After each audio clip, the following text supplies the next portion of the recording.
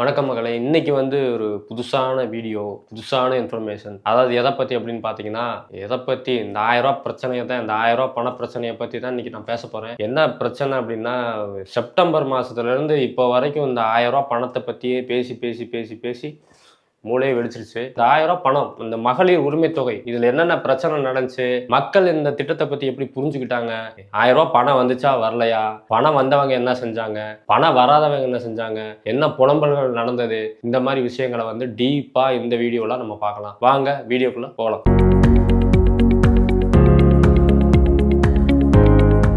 First இந்த திட்டம் September 15ஆம் தேதி அனௌன்ஸ்மெண்ட் பண்ணாங்க.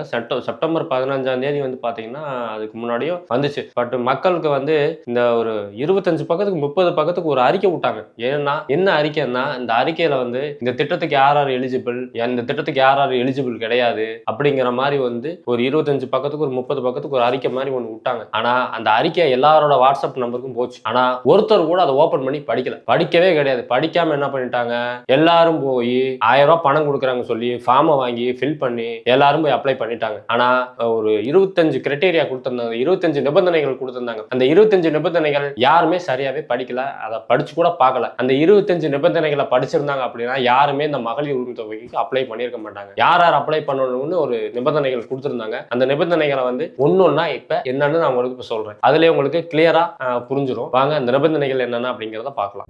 இதுல நிபந்தனைகள் என்னென்ன அப்படின்னு பாத்தீங்கன்னா, இது யார் யார் அப்ளை பண்ணலாம் அப்படின்னா, பெண்கள் அப்ளை பண்ணலாம். அதாவது 21 வயசுக்கு மேற்பட்ட பெண்கள், 21 வயசு ஆயிருக்கணும் அவங்களுக்கு. அந்த 21 வயசுனா 2002 செப்டம்பர் 15 அதுக்கு முன்னாடி பிறந்தவங்க இதுக்கு தாராளமா அப்ளை பண்ணலாம். அதுக்கப்புறம் அந்த செப்டம்பர் 15 2002 பிறந்தவங்க கண்டிப்பா அப்ளை பண்ண முடியாது. அதுக்கப்புறம் பாத்தீங்கன்னா, குடும்பத்துல ஒரு பெண், இப்ப அம்மா இருப்பாங்க, பொண்ணு இருப்பாங்க. பொண்ணுக்கு 21 வயசுல 22 வயசு இருக்கும் அப்படின்னா பொண்ணு அப்ளை பண்ணலாமா, அம்மாவும் அப்ளை பண்ணலாம் கிடையாது. அம்மா அப்ளை பண்ணணும், இல்லைன்னா பொண்ணு அப்ளை பண்ணணும். யாராவது ஒருத்தர் தான் அப்ளை பண்ண முடியும். அதுதான். அப்புறம் நிறைய பேர் டவுட் என்ன கேட்கறாங்கன்னா, நான் குடும்ப தலைவி, நான் ரேஷன் கார்டுல குடும்ப தலைவரா இல்ல, என் வீட்டுக்காரர் தான் இருக்காரு அப்படின்னா நான் அப்ளை பண்ணலாமா நிறைய பேர் கேட்கறாங்க.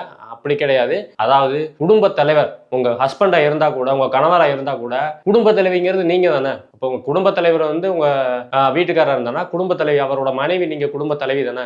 அப்ப நீங்க 21 வயசு பூர்த்தியா இருந்தா நீங்க தாராளமா அப்ளை பண்ணிக்கலாம். அது யாருக்குமே தெரியல. நிறைய பேர் என்ன கேட்டாங்க அப்படின்னா, என் வீட்டுக்காரர் குடும்ப தலைவரா இருக்காரு, என்னை குடும்ப தலைவியா மாத்துங்க அப்படின்னு சொல்லிட்டு நிறைய பேர் ஆபீஸ்க்கு வந்துட்டாங்க. என்ன பிரச்சனைனா இதுதான் பிரச்சனை.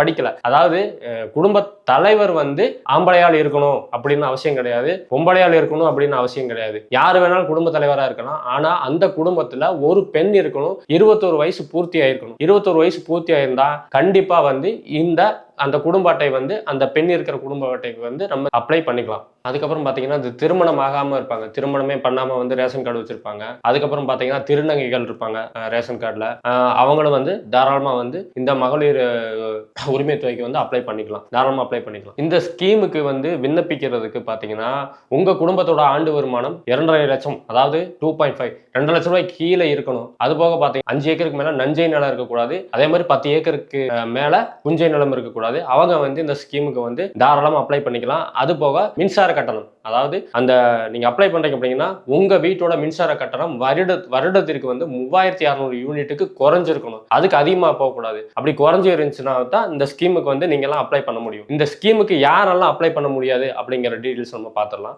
யார் இந்த ஸ்கீமுக்கு அப்ளை பண்ண முடியாது அப்படின்னா, 2 லட்சம் ரூபாய்க்கு மேல சம்பாதிக்கிறவங்க, தொழில் வரி செலுத்துறவங்க, ஜிஎஸ்டி கட்டுறவங்க, அது போக பாத்தீங்கன்னா இன்கம் டாக்ஸ் பே பண்றவங்க, வீட்டுல காரு இந்த மாதிரி சொந்த உபயோகத்துக்கு காரு, ஜீப்பு இந்த மாதிரி யூஸ் பண்றவங்க, இவங்கெல்லாம் பாத்தீங்கன்னா கண்டிப்பா அப்ளை பண்ணவே முடியாது. அது போக பாத்தீங்கன்னா இந்த கவர்மெண்ட் ஜாப்ஸ்ல இருப்பாங்க, உள்ளாட்சி அமைப்பு, சென்ட்ரல் கவர்மெண்ட் ஜாப், அதுக்கப்புறம் பாத்தீங்கன்னா ஸ்டேட் கவர்மெண்ட் ஜாப், இந்த மாதிரி ஜாப்ஸ்ல இருக்கவங்க கண்டிப்பா இந்த ஸ்கீமுக்கு அப்ளை பண்ண முடியாது. அதுக்கப்புறம் பாத்தீங்கன்னா இந்த பேங்க்ல வேலை செய்யறவங்க, பொதுத்துறை வங்கி, அப்புறம் தனியார் வங்கிலேயே நல்ல சம்பளம் கொடுக்குறாங்க. இந்த பொதுத்துறை வங்கியில வேலை செய்யறவங்க, அதுக்கப்புறம் பாத்தீங்கன்னா இந்த ஆல்ரெடி பென்ஷன் வாங்கிட்டு இருப்பாங்க. பென்ஷன்னா இப்போ வந்து இந்த முதியோர் பென்ஷன் வாங்கிட்டு இருப்பாங்க. அதுக்கப்புறம் பார்த்தீங்கன்னா இந்த அமைப்பு சாரா தொழிலாளர் நல வாரியத்தில் பென்ஷன், அந்த மாதிரி பென்ஷன் அமௌண்ட் வாங்குறவங்க இவங்களாம் வந்து கண்டிப்பா வந்து இதுக்கு எலிஜிபிள் கிடையாது. இவங்க அப்ளை பண்ணவும் முடியாது. அப்புறம் இந்த மாற்றுத்திறனாளிகள் நலத்துறையால் கொடுக்கப்படும் இந்த ஐடி கார்டு கொடுத்துருப்பாங்க, மாற்றுத்திறனாளி அப்படின்னு சொல்லிட்டு. இவங்களுக்கு வந்து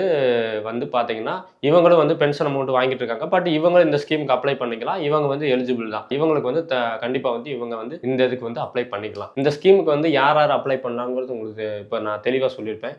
இப்போ வந்து உங்களுக்கு புரிஞ்சிருக்கும். ஆனா என்ன பண்ணாங்க அப்படின்னா எல்லாரும் போய் அப்ளை பண்ணியிருக்காங்க. எல்லாருமே பார்த்தீங்கன்னா முகாமில் போய் செப்டம்பர் 15க்கு முன்னாடி இந்த முகாம் போட்டிருந்தாங்க. முகாமில் போய் பார்த்தீங்கன்னா நிறைய பேர் போய் அப்ளை பண்ணியிருக்காங்க. நிறைய பேர் அப்ளை பண்ணதில் பார்த்தீங்கன்னா கிட்டத்தட்ட ஒரு 1,08,00,000 பேர், 1,50,00,000 பேர் அப்ளை பண்ணியிருக்காங்க. அப்ளை பண்ணதில் வந்து ஒரு 60,00,000 பேருக்கு தான் அப்ரூவ் ஆயிருக்கு. அதுக்கப்புறம் இந்த ஜனவரி மாதம் வந்து திரும்ப பார்த்தீங்கன்னா எல்லாத்துக்குமே பார்த்தீங்கன்னா ஒரு 1,08,00,000 பேருக்கு வந்து திரும்ப அப்ரூவ் பண்ணியிருக்காங்க. இதுதான் வந்து இப்போ ரீசெண்டாக வந்து கிடைச்ச நியூஸில் வந்து இது இந்த இன்ஃபர்மேஷன் வந்திருக்குது. அப்புறம் பார்த்தீங்கன்னா நிறைய பிரச்சனைகள் இருந்துச்சு. நிறைய பேருக்கு செப்டம்பர் 15ஆம் தேதி அந்த டைம் வந்து பணம் வந்துருச்சு. ஆனா நிறைய பேருக்கு வந்து அப்ளிகேஷன் ரிஜெக்ட் ஆயிருக்கு. ஏன் ரிஜெக்ட் ஆயிருக்குன்னா இது எப்படி ஒர்க் ஆகுது அப்படின்னு ஃபர்ஸ்ட் நம்ம பார்க்கலாம்.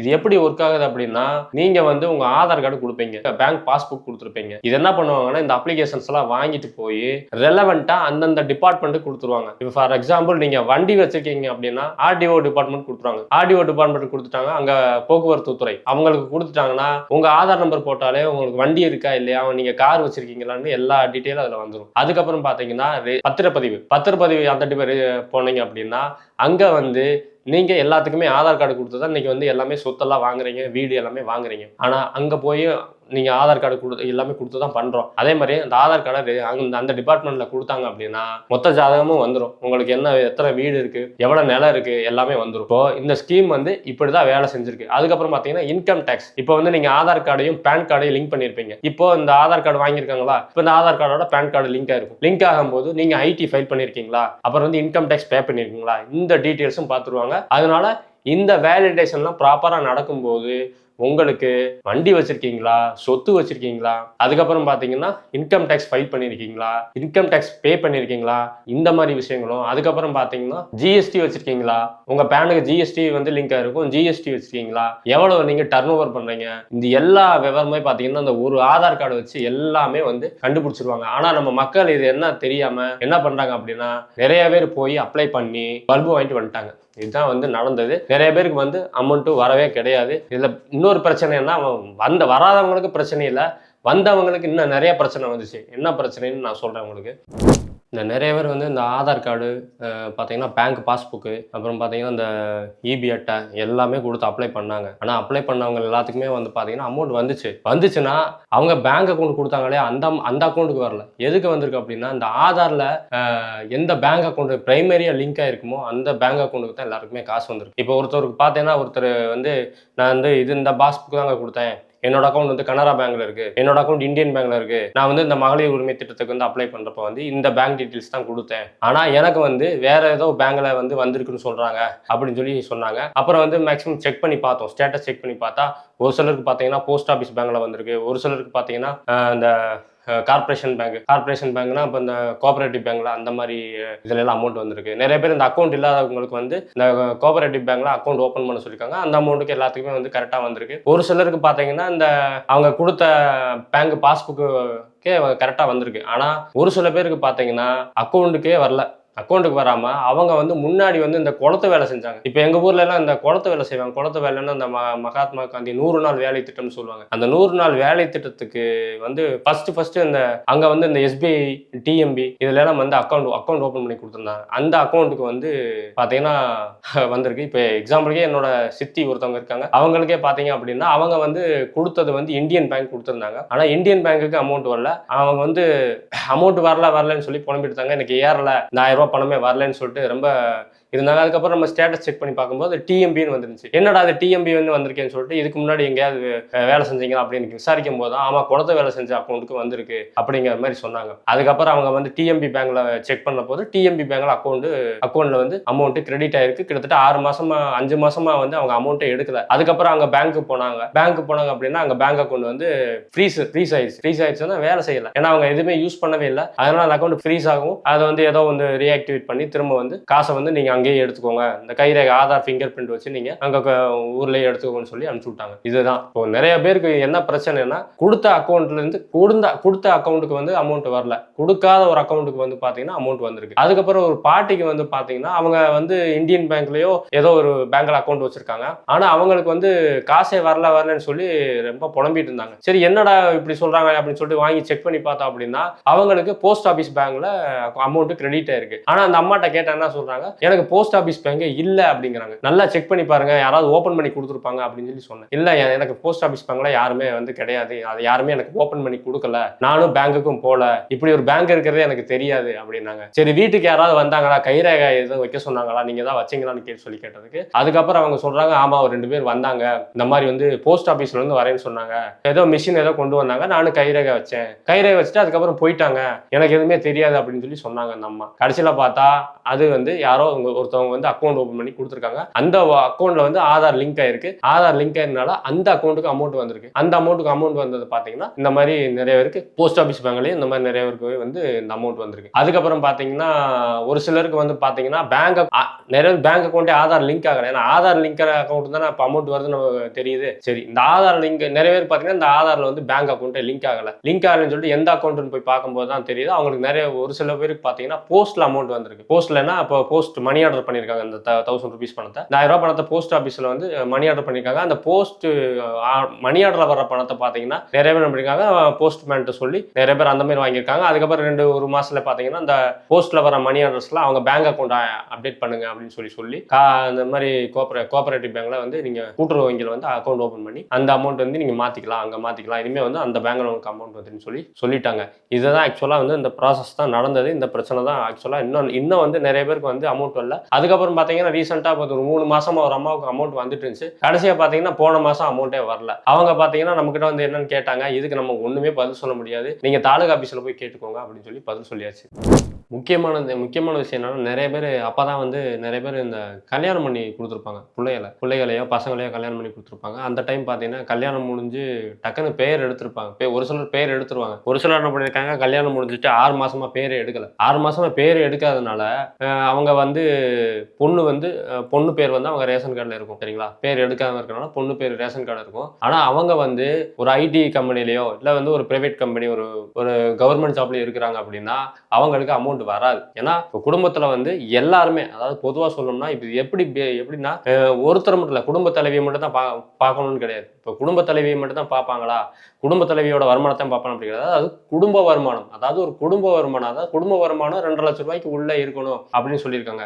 அப்ப குடும்ப வருமானம் அப்படின்னா அந்த குடும்பத்துல யார் இருக்காங்களோ அவங்கலாம் கணக்கு. இப்போ குடும்பத்துல வந்து அப்பா இருப்பாங்க, அம்மா இருப்பாங்க, பொண்ணுங்க இருப்பாங்க, அப்புறம் ஒரு சில ரேஷன் கார்டுல பாத்தீங்கன்னா அம்மா இருப்பாங்க, அப்பா இருப்பாங்க, அவங்க வந்து ஜாயின்ட் ஃபேமிலியா இருப்பாங்க, பசங்க இருப்பாங்க, பசங்களுக்கு கல்யாணம் ஆயிருக்கும், பசங்க வந்து பாத்தீங்கன்னா ஏதாவது ஐடி ஜாப் ஏதாவது ஒன்று பண்ணுவாங்க, ஏதாவது ஒரு ஜாப்ஸ்ல இருப்பாங்க, அவங்க வருமானம் ஜாஸ்தியா இருக்கும், ஐடி ஃபைல் பண்ணுவாங்க, அவங்க சம்சாரம் இருப்பாங்க, மருமகள் இருப்பாங்க. இந்த மாதிரி கூட்டு குடும்பமா இருக்கவங்களுக்கு 4-5 பேர் இருப்பாங்க. அப்படின்னா கண்டிப்பா அவங்களுக்கு அது வரவே வராது. இப்போ நிறைய கஸ்டமர் என்கிட்ட வந்தவங்க பாத்தீங்கன்னா, என் பொண்ணுக்கு கல்யாணம் முடிச்சு கொடுத்து 6 மாசம் ஆச்சு, எனக்கு பணமே வரல, இந்த 1000 ரூபாய் பணம் அப்ளை பண்ணே வரல அப்படின்னாங்க. அவங்க ஃபர்ஸ்ட் பேர் எடுத்துருக்கும்ல, அவங்க சொன்ன கணக்கு வந்து குடும்பத்துல இருக்கிறவங்களுக்கு தான் எல்லாமே செக் பண்ணுவாங்க. எல்லாத்துக்குமே பாத்தீங்கன்னா குடும்பத்துல 3 பேர் இருந்தாலும் 4 பேர் இருந்தாலும் 4 பேரோட வருமானத்தையும் வந்து அவங்க கணக்கு பண்ணுவாங்க. ஆனா ஒருத்தரோட அப்ளை பண்றவங்க வருமானத்தை மட்டும் தயவு செஞ்சு கணக்கு பண்ண மாட்டாங்க. இது யாருக்குமே வந்து சரியாவே தெரியல.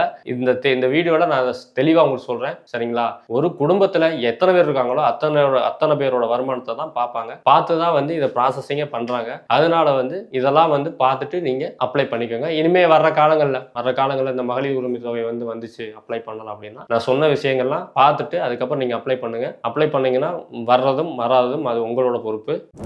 சரிங்களா, நான் சொல்ல வேண்டியதை நான் சொல்லிதான் ஆகணும்னு நான் சொல்லிட்டேன். சரிங்களா, இந்த மாதிரி ஏகப்பட்ட பிரச்சனைகள் இந்த மகளிர் உரிமை தொகை செப்டம்பர் 15ஆம் தேதி ஆரம்பிச்சதுலேருந்து இப்போ மார்ச் 15 வரைக்கும் பார்த்தீங்கன்னா ஏகப்பட்ட பிரச்சனைகள். இப்போ ரீசெண்டா இந்த மாசம் கூட அமௌண்ட் போட்டிருந்தாங்க. ஆனா நிறைய பேருக்கு அமௌண்ட் வந்திருக்குது. பட் ஆனா ஒரு சில பேர் வந்து எனக்கு அமௌண்ட் வரல அப்படின்னு சொல்லி சொல்றாங்க. கைரேகை வச்சு பார்த்தோம்னா அவங்களுக்கு அமௌண்ட் இந்த 1000 ரூபீஸ் அமௌண்ட் வந்திருக்கு. நிறைய பேருக்கு ஏடிஎம் கார்டுனால எடுக்க முடியல. அதனால இந்த இசேவை மையங்கள்ல வந்து பார்த்தீங்கன்னா ஆதார் AEPS சொல்ற Aadhaar enabled payment payment system மூலமா வந்து எடுத்து கொடுத்துட்டு இருக்காங்க.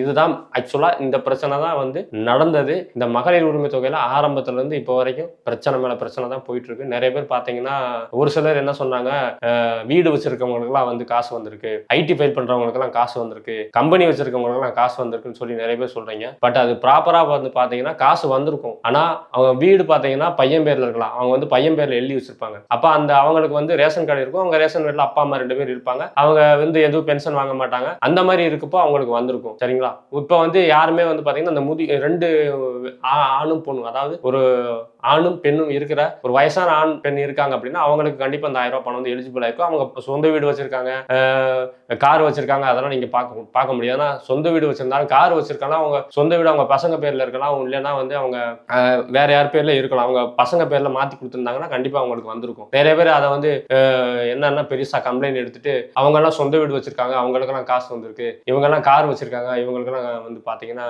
அமௌண்ட் வந்திருக்கு, ஆனா வாடகை வீட்டுல குடியிருக்கோம், கூலி வேலைக்கு போறோம், எங்களுக்கு காசே வரலன்னு சொல்லி நிறைய பேர் புலம்பி நான் கேட்டிருக்கேன். சரிங்களா? இது ஒரு பிரச்சனை இருக்கிறப்போ இன்னொரு பிரச்சனை என்னன்னா, அந்த சொந்த கார் வச்சிருக்கவங்க, சொந்த கார் வந்து இப்போ மாமா ஒருத்தர் இருக்கு, அவருக்கு பாத்தீங்கன்னா அவர் வாடகைக்கு ஓட்டுறாரு, கார் வாடகைக்கு ஓட்டுறாரு. ஆனா இவங்க என்ன சொந்த பயன்பாட்டுக்கு வந்து கார் வச்சிருக்கவங்களுக்கு இந்த 1000 ரூபாய் பணம் வந்து கிடையாதுன்னு சொல்லி சொன்னாங்க. பட் அவர் வாடகைக்கு ஓட்டுறாரு, வாடகைக்கு டாடா ஏஸ் ஓட்டுறவங்க, வாடகைக்கு வந்து இந்த டிராவலர் ஓட்டுறவங்க, இந்த வாடகைக்கு பஸ் ஓட்டுறவங்க, இவங்களுக்கும் பாத்தீங்கன்னா இந்த 1000 ரூபாய் பணம் வரல. சரிங்களா? இதுல வந்து ஏகப்பட்ட பிரச்சனைகள் நடந்து ஏகப்பட்ட பிரச்சனை வந்து இப்போ ஓரளவுக்கு இந்த பிரச்சனை இப்ப வந்து இந்த 1000 ரூபாய் பிரச்சனையை பத்தி பேச முடியல. ஒரு 4 மாசமா வந்து இது ஒரு பெரிய டாபிக்கா போயிட்டு இருந்துச்சு தமிழ்நாட்டுல. எல்லாருக்குமே வந்து இந்த 1000 ரூபாய் பணம் வரல, கம்ப்ளைண்ட் மேல கம்ப்ளைண்ட் போயிட்டு இருந்துச்சு. பட் இப்போதைக்கு ஓரளவுக்கு நிலைமை வந்து சரியா இருக்கு. இனிமே வந்து இந்த மாதிரி ஸ்கீம்ஸ்க்கு ஏதாவது புதுசா ரேஷன் கார்டு இப்போ வாங்கியிருக்கவங்க, ஏன்னா இப்போ கொஞ்சம் ரீசெண்ட் டைம்ஸ்ல வந்து வாங்கியிருப்பாங்க. இதுக்கு இந்த 6 மாசமா பாத்தீங்கன்னா ரேஷன் கார்டு யாருக்குமே கொடுக்கல. இந்த ஸ்கீம்ஸ் இந்த 1000 ரூபாய் பணம் வந்ததுல இருந்து ரீசெண்டா வந்து இப்போ இந்த 6 மாசமா வந்து பாத்தீங்கன்னா மகளிர் உரிமை தொகை கொடுக்கற டைம்ல இருந்து இப்போ வரைக்கும் பாத்தீங்கன்னா ரேஷன் கார்டு நிறைய பேர் அப்ளை பண்ணியிருக்காங்க.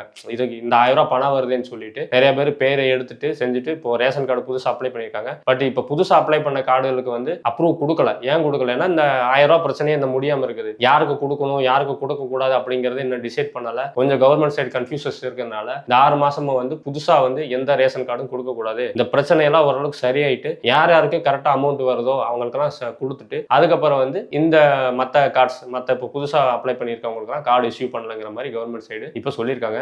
அதனால நம்ம கிட்ட இப்போ ரேஷன் கார்டு ரீசெண்டா நிறைய பேர் அப்ளை பண்ணியிருந்தவங்க எல்லாம் வந்து இப்போ திரும்ப கேட்கறது ரீசன் வந்து இதான். இப்போ நான் வந்து இதான் சொல்றேன் என்னன்னா, கண்டிப்பா வந்து இன்னொரு 1 மாசத்துக்கு இனி எலெக்ஷன் வேற வருது. எலெக்ஷன் வரதுனால கண்டிப்பா வந்து இன்னொரு 1 மாசத்துக்கு ஹோல்ட் பண்ணி வைப்பாங்க. எலெக்ஷன் முடிஞ்சு நீ அனௌன்ஸ்மெண்ட் ஓட் கவுண்டிங்லாம் இருக்கு, இதெல்லாம் முடிஞ்சு அதுக்கப்புறம் ரிசல்ட் அறிவிக்கிற வரைக்கும் பாத்தீங்கன்னா இந்த 1 மாசத்துக்கு 2 மாசத்துக்கு பாத்தீங்கன்னா இந்த எலெக்ஷன் ஒர்க் தான் மோஸ்ட்லி இருக்கும். எல்லா கவர்மெண்ட் ஆபீசர்ஸ், கவர்மெண்ட் எம்ப்ளாயிஸ் எல்லாம் இந்த வேலையில தான் பிஸியா இருப்பாங்க. அதனால வந்து மேக்சிமம் வந்து இந்த ரேஷன் கார்டு ப்ராசஸ் பண்ற டைமிங் வந்து மேபி இன்னும் டைம் கூட்டிட்டே போகலாம். இன்னும் ஒரு 6 மாசமோ இல்ல ஒரு 3 மாசமோ, எனக்கு தெரிஞ்ச ஒரு 6 மாசம் டைம் எடுக்கும். சரிங்களா? அதனால கொஞ்சம் பொறுமையா இருந்து கொஞ்சம் அந்த கார்டை வாங்குறதுக்கு நம்ம ட்ரை பண்ணுவோம். சரிங்களா? இந்த வீடியோ ரொம்ப யூஸ்ஃபுல்லா இருக்குங்க. இப்போ இந்த வீடியோல வந்து நான் நிறைய உங்களுக்கு விஷயங்கள் கவர் பண்ணியிருக்கேன். அதாவது மகளிர் உரிமை தொகை என்ன, எப்படி, எதுக்காக வந்துச்சு, யார் யார் அப்ளை பண்ணணும், யார் யார் அப்ளை பண்ணக்கூடாது, யார் யார் அப்ளை பண்ணாங்க, யார் யாருக்கு அமௌண்ட் வரல, யார் யாருக்கு அமௌண்ட் வந்துச்சு, இந்த மாதிரி விஷயங்கள் எல்லாமே நான் உங்கள்கிட்ட தெளிவாக சொல்லியிருக்கேன். இந்த வீடியோ